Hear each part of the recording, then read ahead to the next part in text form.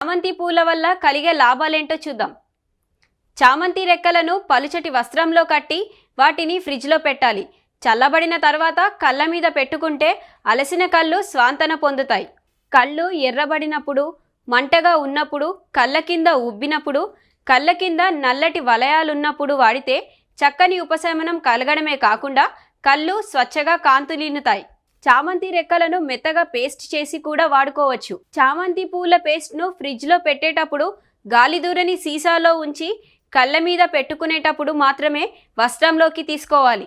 చర్మ మృదుత్వానికి తాజా చామంతి రెక్కలను లేదా ఎండిన రెక్కలను పలుచటి వస్త్రంలో కట్టి వేడి చేసి నీటిలో వేయాలి.